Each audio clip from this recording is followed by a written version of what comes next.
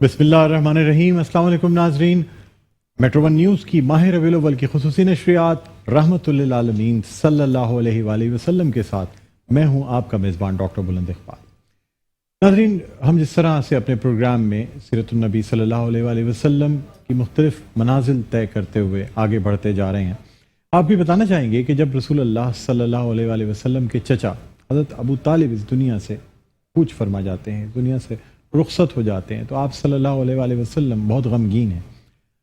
और न सिर्फ हज़रत अबू तालिब का इंतकाल होता है, बल्कि आप सल्लल्लाहु अलैहि वसल्लम की ज़ौजा मुतहरा उम्मुल मोमिनीन हज़रत खतीयतुल कुबरा रज़ियल्लाहु ताला अन्हा भी इसी साल इंतकाल फरमाती हैं। इसी वजह से इस साल को आमुल हुज़न कहा जाता है, यानी गम का साल। रसूलुल्लाह सल्लल्लाहु अलैहि वसल्लम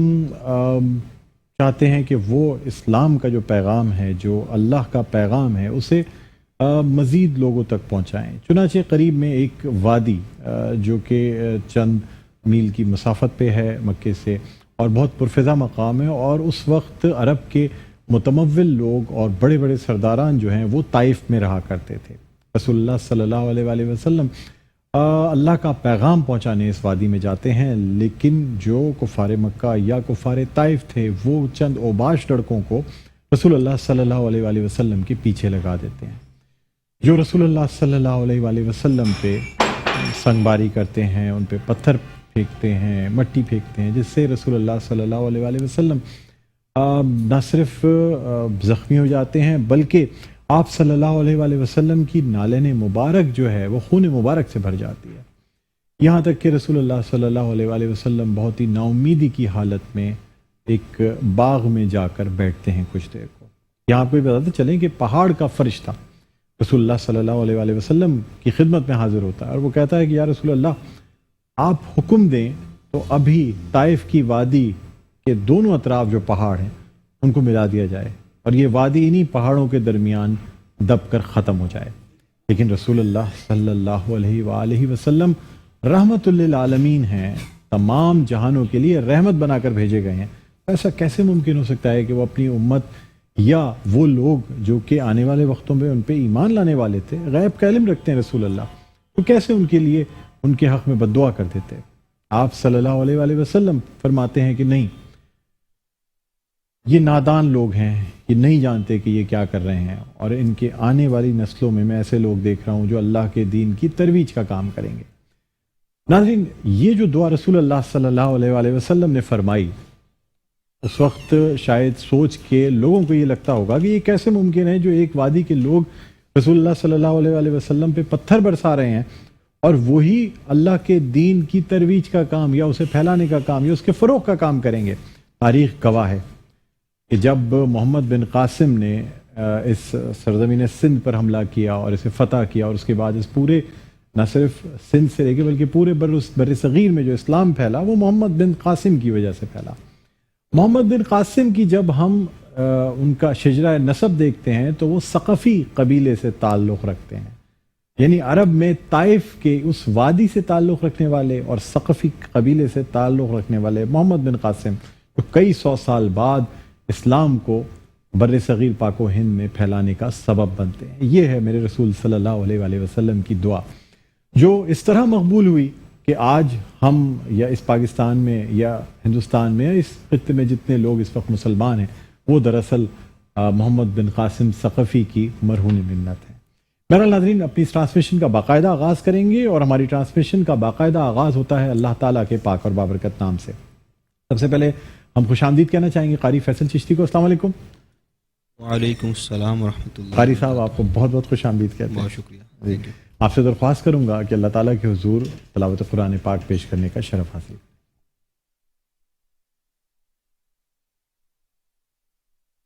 अऊज़ु बिल्लाहि मिनश शैतानिर रजीम।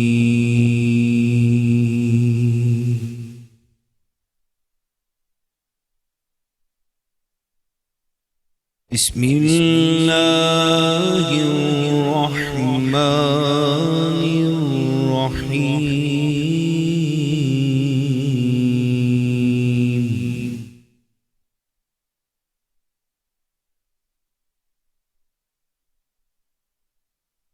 نون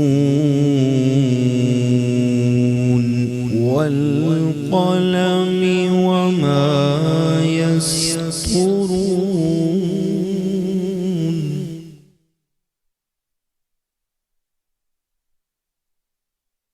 ما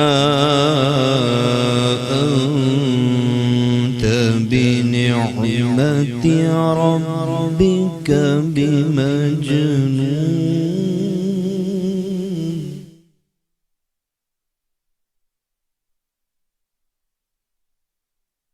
وإن لك لأجرا غير ممنون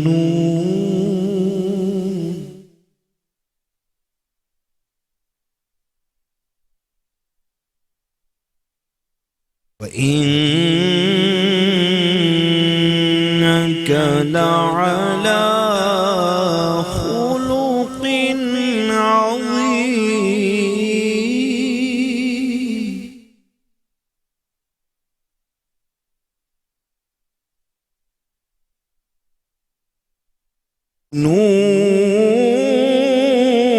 نون والقلم وما يسطرون ما أنت بنعمة ربك بمجنون وإن لك لأجرا غير ممنون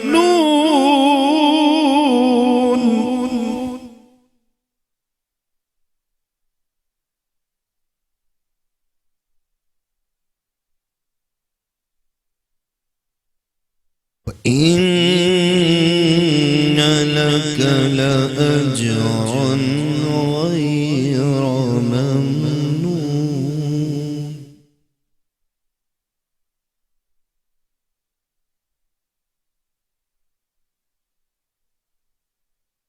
وإن لك لأجرا غير ممنون وإنك لعلى خلق عظيم فستبصر ويبصرون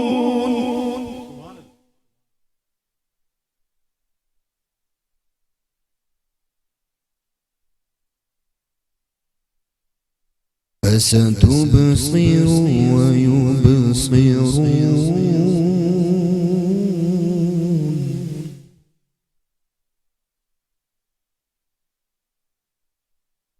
بأيكم المفتون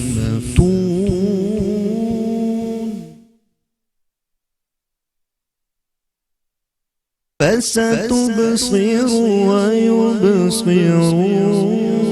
بأيكم المفتون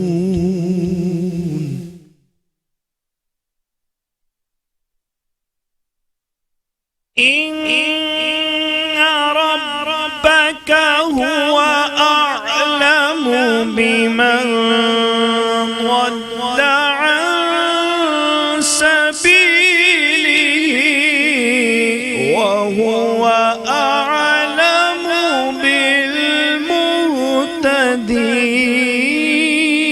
بالمهتدين إن ربك هو أعلم بمن ضل عن سبيله وهو أعلم بالمهتدين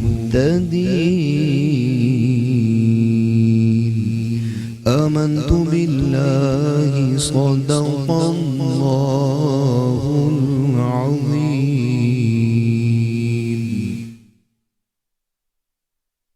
سبحان اللہ جزاک اللہ. بہت شکریہ قاری فیصل چشتی آپ کا.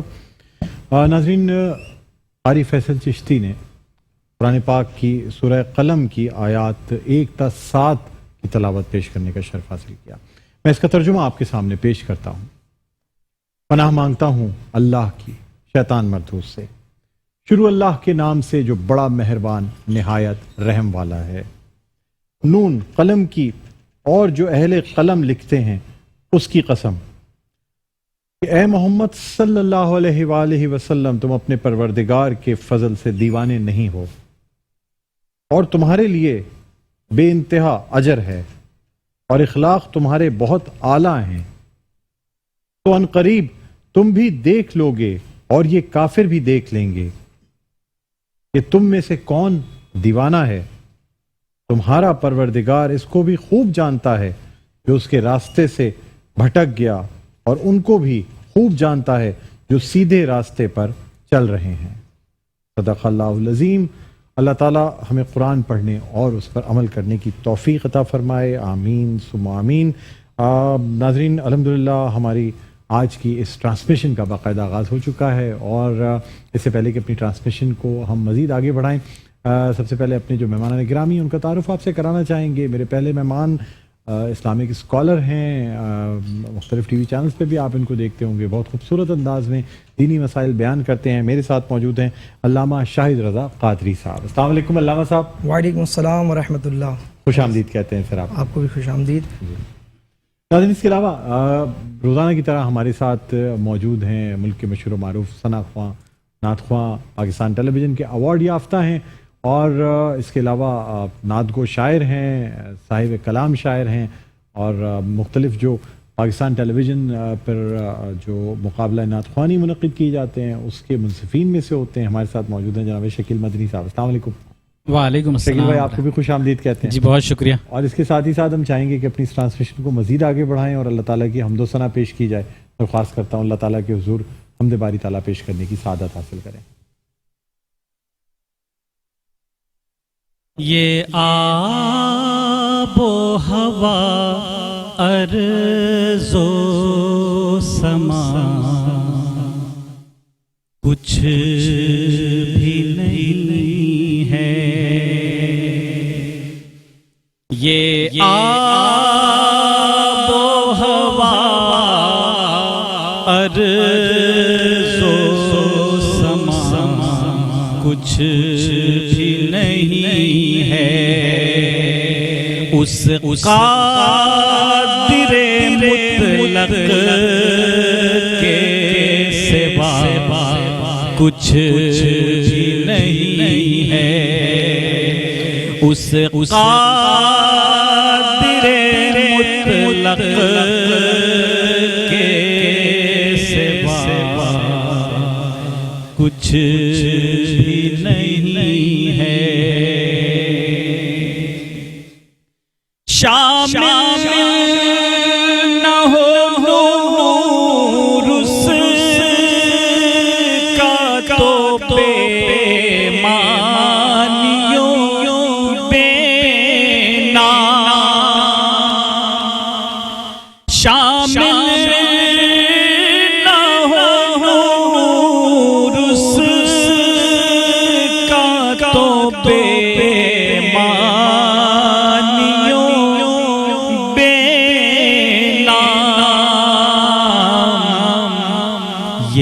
چاند یہ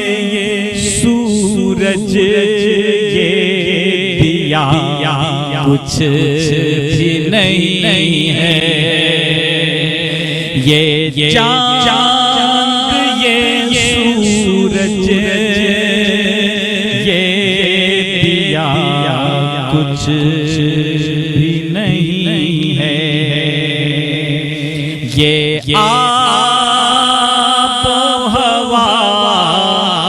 ارض و سما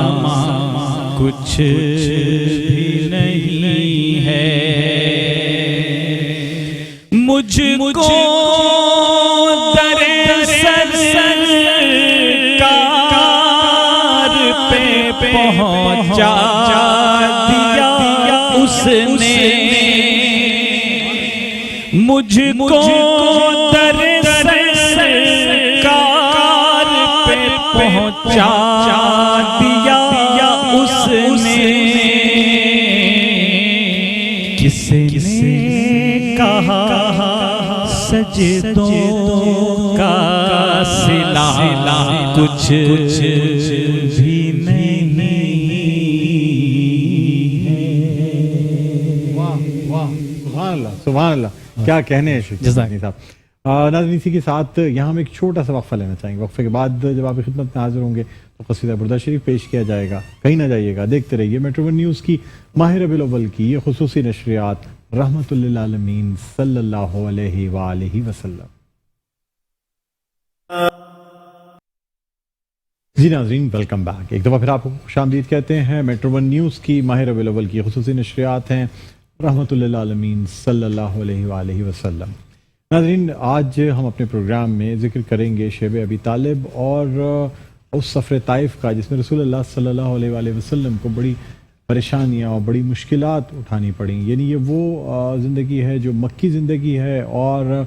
مکی زندگی کے جو 13 سال ہیں، 13 نبوی سال، یہ بہت کٹھن ہیں، ہر جگہ سے مایوسی ہے، تمام جو کفار مکہ ہیں وہ رسول اللہ صلی اللہ علیہ وآلہ وسلم پہ مظالم ڈھا رہے ہیں۔ ناظرین ہمارے ساتھ موجود ہیں شاہد رضا قادری صاحب، اور ہم مفتی شاہد رضا قادری صاحب کی جانب جانا چاہیں گے اور علامہ صاحب سے یہ جانیں گے کہ یہ جو سر سفر طائف جس کا ذکر کیا جاتا ہے، اور خاص طور پہ رسول اللہ صلی اللہ علیہ وآلہ وسلم کی دعا جسے اللہ تعالیٰ نے مقبول کیا، کیا فرمائیں گے سر؟ بسم اللہ والحمد للہ والصلاة والسلام علی رسول اللہ۔ سرکار دو عالم صلی اللہ علیہ وسلم کی سیرت پاک اور آپ صلی اللہ علیہ وسلم کے جو نبوت کے 23 سال ہیں، یعنی اعلان نبوت سے وصال مصطفیٰ تک 23 سال میں 13 سال انتہائی کٹھن اور دشوار ہیں جو کہ مکی زندگی پر مشتمل ہیں۔ جس طرح کہ آپ نے شروع میں آغاز میں فرمایا کہ شیب ابی طالب، اس کے اندر حضور کریم صلی اللہ علیہ وسلم پر انتہائی مظالم ڈھائے گئے، انتہائی سخت زندگی کے دور اس میں گزرے، اور اللہ تعالیٰ اپنے پیارے محبوب صلی اللہ علیہ وسلم کو اس مقام پہ تسلی دے رہا ہے، تشفی دے رہا ہے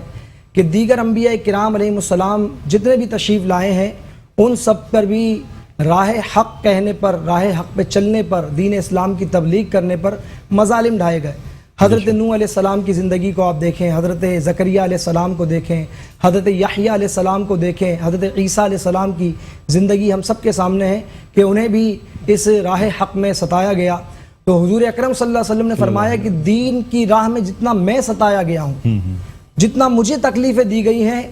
گزشتہ انبیاء کرام علیہ السلام کو اس کی مثل نہیں دیا گیا، کیونکہ سرکار دو عالم صلی اللہ علیہ وسلم اللہ کے انتہائی برگزیدہ ہیں، انتہائی قریب ہیں، تو جتنا رب کے قریب ہے اللہ نے اس پر آزمائش کا سلسلہ بھی اتنا رکھا۔ سرکار دو عالم صلی اللہ علیہ وسلم ارشاد فرماتے ہیں کہ اگر تمہیں دنیا کے غم ستانے لگیں، تمہیں دنیا کی تکالیف ستانے لگے تو تم میرے غم کو، میرے مصائب کو یاد کرو تو تمہیں تمہارے غم اور جو ہے ہولناکیاں یہ ہینچ لگے گی، کم لگے گی۔ تو شعب ابی طالب کے 3 کٹھن سال یہ کس طرح ہوئے ڈاکٹر صاحب کہ کفار مکہ جب یہ دیکھ رہے ہیں کہ مسلمانوں کی تعداد روز بروز بڑھتی چلی جا رہی ہے، اور حضرت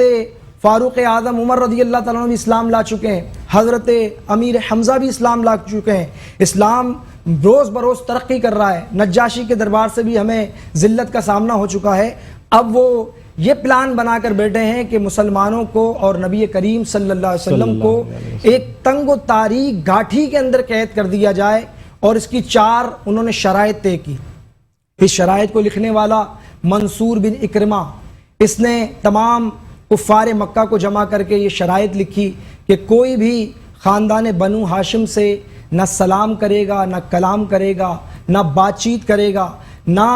ان سے کھانے پینے کا معاملہ رکھے گا، نہ تجارتی معاملہ رکھے گا، یعنی سوشل بائیکاٹ، کوئی بھی نبی کریم علیہ السلام سے کسی قسم کا کوئی تعلق نہیں رکھے گا۔ تو سرکار دو عالم صلی اللہ علیہ وسلم ابو طالب کے ساتھ شعب ابی طالب کے اندر گھاٹی میں قید ہوتے ہیں، اور فرماتے ہیں کہ یہ 3 سال اتنے کٹھن ہیں کہ سوکھے پتے کھا کر، چمڑوں کو ابال کر اس طرح زندگی کو گزارا گیا۔ یہ ہمارے ناظرین دیکھیں کہ ہمارے نبی کریم صلی اللہ علیہ وسلم نے اللہ کے دین کے لیے کتنی تکالیف برداشت کی کہ سوکھے پتے کھائے اور آپ نے چمڑے کو ابال کر پانی پیا۔ حضرت سعد بن ابی وقاص جو قبیلہ بنی ہاشم سے نہیں ہے، آپ فرماتے ہیں میں بھی حضور کے ساتھ تھا اور سوائے اس کے کہ میں چمڑے کو ڈھونڈتا، سوکھی کھجوروں کو ڈھونڈتا، پتوں کو ڈھونڈتا اور ان کو کھا کر جو ہے ہم اپنی زندگی کو گزارا کرتے۔ تو یہ 3 سال انتہائی کٹھن گزرے۔ بالآخر کفار مکہ میں سے چند لوگوں کو کچھ رحم کی بات آئی، جس میں مطعم تھا، مطعم بن عدی تھا اور دیگر لوگ شامل تھے۔ انہوں نے کہا کہ ہم تو اپنے بستروں میں آرام سے سو رہے ہیں اور ایک خاندان بنو ہاشم ہے جو کہ پیاس سے بلبلا رہے ہیں، تو یہ ظلم کی جو ہے داستان ختم ہونی چاہیے۔ چنانچہ انہوں نے کفار مکہ نے خانہ کعبہ میں اپنے آپ کو جمع کیا اور بالآخر یہ بات طے ہوئی کہ نبی کریم صلی اللہ علیہ وسلم کے اس ظالمانہ جو طریقہ کار ہم نے اختیار کیا ہے اس کو ختم کیا جائے۔ یہاں پر ابو طالب بھی موجود تھے۔ اچھا علامہ صاحب، یہاں پہ یہ بھی تو تھا نا کہ رسول اللہ صلی اللہ علیہ وسلم کو اس بات کا علم ہو گیا تھا کہ خانہ کعبہ میں جو شیب ابی طالب کا جو معاہدہ لگا ہوا ہے اسے دیمک چاٹ چکی ہے، جی جی، اور اب وہ موجود ہی نہیں ہے، اور جب وہ معاہدے کو دیمک نے چاٹ لیا اور یہ کفار مکہ کسی صورت ماننے کے لیے تیار نہیں تھے۔ نبی کریم صلی اللہ علیہ وسلم کے معجزوں میں سے ایک معجزہ یہ ہے، ایک معجزوں میں سے ایک معجزہ ہے کہ اللہ نے اس خبر بند دے خانہ دی، کعبہ میں سے اللہ تعالیٰ نے خبر دے دی تھی، اور جب خانہ کعبہ کا دروازہ کھولا گیا اور اس معاہدے کو نکالا گیا تو ششدر رہ گئے کفار مکہ، کیونکہ حضرت ابو طالب نے کہا کہ میرے بھتیجے نے کہا ہے اور یہ بات غلط نہیں ہو سکتی۔ خانہ کعبہ کا دروازہ کھولا جائے، نکالا جائے، اگر یہ معاہدہ ثابت نہ ہوا تو پھر اس مقاطعے کو ختم کیا جائے۔ بخاری شریف کے اندر بھی یہ واقعہ مذکور ہے اور بخاری شریف میں مختلف الفاظ کے ساتھ آیا کہ جناب ابو طالب نے کہا کہ مجھے میرے بھتیجے نے یہ خبر دی ہے کہ جو تم نے دستاویز تیار کر کے خانہ کعبہ میں رکھی ہے، اگر تم اس کو بغور چیک کرو تو جہاں نام خدا ہے سوائے اس کے تمام دستاویز کو دیمک چاٹ چکی ہے، کیڑے چاٹ چکے ہیں۔ اگر ایسا نہیں ہوگا تو میں محمد کو تمہارے حوالے کر دوں گا، جو تمہاری بنیادی پہلی شرط تھی کہ محمد کو ہمارے حوالے کر دو ورنہ ہم تمہیں شعبہ ابی طالب میں قید کرتے ہیں۔ تو جب دستاویز نکالی جاتی ہے، لائی جاتی ہے، تو جہاں جہاں میرے مصطفیٰ نے کہا تھا کہ میرے رب کا نام ہے وہ رب کا نام وہاں موجود تھا، اور باقی تمام دستاویز کو جو ہے وہ کیڑے کھا چکے تھے، اور سرکار دو عالم صلی اللہ علیہ وسلم کا یہ معجزہ ظاہر ہو گیا اور سرکار کی کہی ہوئی بات اللہ نے حق کر دی، اور پھر اس طرح وہ شعبہ ابی طالب کے 3 کٹھن سال حضور علیہ الصلوۃ والسلام کی زندگی سے ختم ہوئے، اور پھر بنو ہاشم کو اپنے اپنے گھروں میں آباد کیا گیا، اور یہاں تک کہ حضور علیہ الصلوۃ والسلام کی انتہائی کٹھن زندگی کے یہ 3 سال اختتام پذیر ہوئے۔ سبحان اللہ، سبحان اللہ۔ یعنی آپ دیکھیں نا کہ کس طریقے سے رسول اللہ صلی اللہ علیہ وسلم غیب کا علم رکھتے تھے اور اللہ تعالیٰ ان کو خبر دے دیا کرتا تھا۔ یہی وجہ ہے کہ حضرت ابو طالب حالانکہ اس وقت مشرف با اسلام نہیں ہے، لیکن پھر بھی وہ رسول اللہ صلی اللہ علیہ وآلہ وسلم یعنی اپنے بھتیجے کی بات پر اس قدر یقین رکھتے ہیں کہ انہوں نے کفار مکہ سے صاف کہہ دیا کہ اگر یہ اس طرح معاہدہ نہ نکلا تو پھر اگر وہ مانگیں گے تو وہ محمد صلی اللہ علیہ وآلہ وسلم کو ان کے حوالے بھی کر دیں گے۔ بہرحال ناظرین، یہاں ہم ایک وقفہ لینا چاہیں گے، وقفے کے بعد دوبارہ ابھی خدمت میں حاضر ہوتے ہیں، کہیں نہ جائیے گا، دیکھتے رہیے میٹرو ون نیوز کی خصوصی نشریات۔ رحمت للعالمین صلی اللہ علیہ وآلہ وسلم۔